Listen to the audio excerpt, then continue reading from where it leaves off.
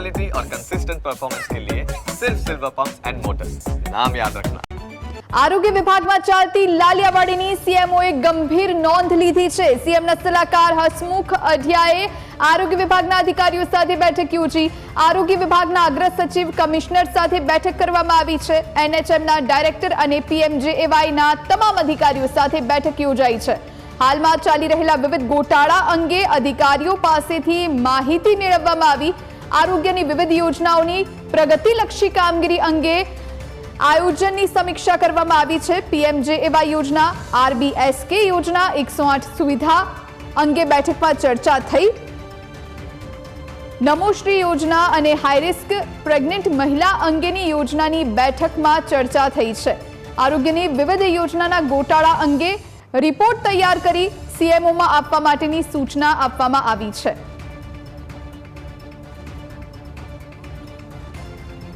આ વિશે વધુ જાણકારી માટે સંવાદદાતા મલ્હાર વોરા આપણી સાથે ગાંધીનગરથી લાઈવ જોડાયા છે। મલ્હાર, આરોગ્ય વિભાગમાં છેલ્લા ઘણા સમયથી લાલિયાવાડી ચાલી રહી છે અને હવે સીએમઓએ ગંભીર નોંધ લીધી છે।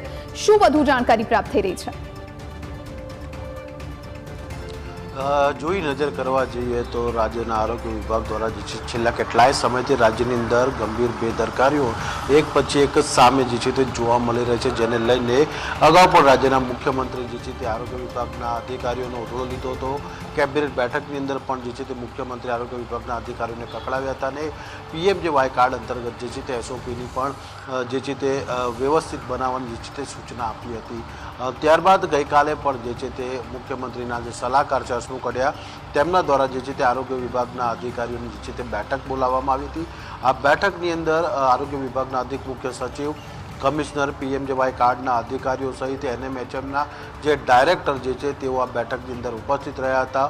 ઉપરાંત મહત્વની વાત એ સામે આવી રહી છે કે રાજ્ય સરકારના દ્વારા જે આરોગ્ય વિભાગની વિવિધ જે યોજનાઓ ચાલી રહી છે, યોજનાઓમાં થતી કામગીરી જે છે તેના મામલે જે છે તે આ બેઠકની અંદર સમીક્ષા કરવામાં આવી હતી। આ ઉપરાંત જે રીતે અમદાવાદની ખ્યાતિ હોસ્પિટલ દ્વારા જે છે તે પીએમવાય કાર્ડ અંતર્ગત જે સહાય મળતી હતી તે સહાય હાંસલ કરવા માટે જે નિર્દોષોના જે છે તે સર્જરી કરવામાં આવી હતી, જેના કારણે 2 વ્યક્તિઓએ જીવ જે ગુમાવ્યો હતો તેને લઈને પણ આ બેઠકની અંદર ચર્ચા કરવામાં આવી હતી। એટલે કે હોસ્પિટલોમાં ચાલતી આ પ્રકારની જે લાલિયાવાડી છે તેના સમક્ષ કડકમાંથી કડક પગલાં જે છે તે ભરવામાં આવે તે પ્રકારની પણ સૂચના બેઠકની અંદર જે છે તે આપવામાં આવી હતી।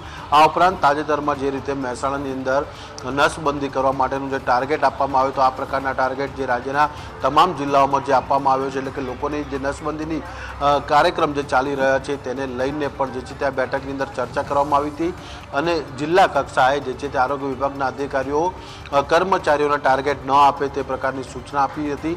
એટલે કે જે પ્રકારની ગંભીર ક્ષતિઓ જે સામે આવી હતી આ તમામ ક્ષતિઓને લઈને જે છે તે બેઠકની અંદર ચર્ચા કરવામાં આવી હતી અને આ પ્રકારની ભૂલો આવનારા દિવસોમાં ન થાય તે પ્રકારની પણ કડક સૂચના જે છે તે આ બેઠકની અંદર આપવામાં આવી હતી। જી આભાર મલ્હાર, આપ જોડાઈને તમામ જાણકારી આપી તે માટે।